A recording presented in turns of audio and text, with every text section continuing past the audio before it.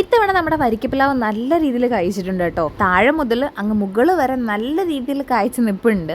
മുകളിലോട്ടുള്ളതൊക്കെ അണ്ണാനും കിളികൾക്കുള്ളതാണ്, അവിടെ നമ്മൾ കൈവെക്കാൻ പാടില്ല. പിന്നെ താഴോട്ടുള്ളതൊക്കെ ഏകദേശം നമ്മൾ പിച്ച് കറിയൊക്കെ വെച്ചു. ഇനി കുറച്ചുകൂടെ നിൽപ്പുണ്ട്. എന്നാൽ പിന്നെ പഴുപ്പിച്ചാലോ എന്ന് അച്ഛനൊരു പ്ലാൻ പറഞ്ഞു. ആയിക്കോട്ടെ എന്ന് ഞങ്ങളും പറഞ്ഞു കേട്ടോ. ഒരെണ്ണം എടുത്താൻ പോയ ആള് ഒരു 3-4 ഒരുമിച്ച് എടുത്തിട്ടു.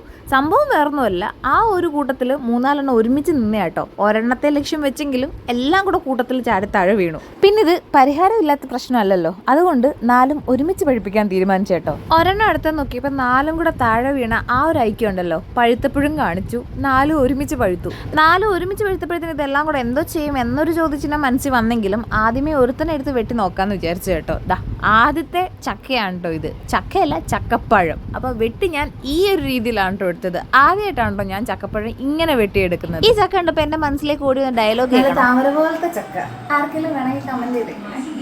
ഈ ഒരു ഡയലോഗ് കേട്ട് ആരും തെറ്റിദ്ധരിക്കരുത്, ഞാൻ ആരെയും കളിയാക്കിയതൊന്നുമല്ല കേട്ടോ. ഞാൻ ഈ രീതിയിൽ ആദ്യമായിട്ടാണ് ഇങ്ങനെ കട്ട് ചെയ്തെടുക്കുന്നത്. കട്ട് ചെയ്തതാ ഇങ്ങനെ ആക്കിയപ്പോഴത്തേനും ശരിക്കും ഒരു പൂ വിരിഞ്ഞ് നിൽക്കുന്ന പോലെ തന്നെ തോന്നി. നിങ്ങൾക്ക് ആർക്കെങ്കിലും അങ്ങനെ തോന്നിയിട്ടുണ്ടെങ്കിൽ ഒന്ന് കമൻറ്റ് ചെയ്തേക്കണേ. അപ്പോൾ നിങ്ങളും ഇതുപോലെ കട്ട് ചെയ്യാറുണ്ടെങ്കിൽ അതൊന്ന് കമൻറ്റ് ചെയ്തേക്കുക. അത് മാത്രമല്ല, ഇതുവരെ ഇങ്ങനെ കട്ട് ചെയ്തിട്ടില്ലെങ്കിൽ ഒന്ന് ട്രൈ ചെയ്ത് നോക്കുക. എന്തായാലും ചക്ക അടത്തിയതും പഴുപ്പിക്കാൻ വെച്ചതും പഴുപ്പിച്ച് വെട്ടിയതെല്ലാം പറഞ്ഞു. ഇനി കഴിച്ച് നോക്കിയിട്ട് അതെങ്ങനെ ഉണ്ടെന്നുകൂടി പറഞ്ഞേക്കാം കേട്ടോ. നല്ല മധുരം ഉണ്ടായിരുന്നു.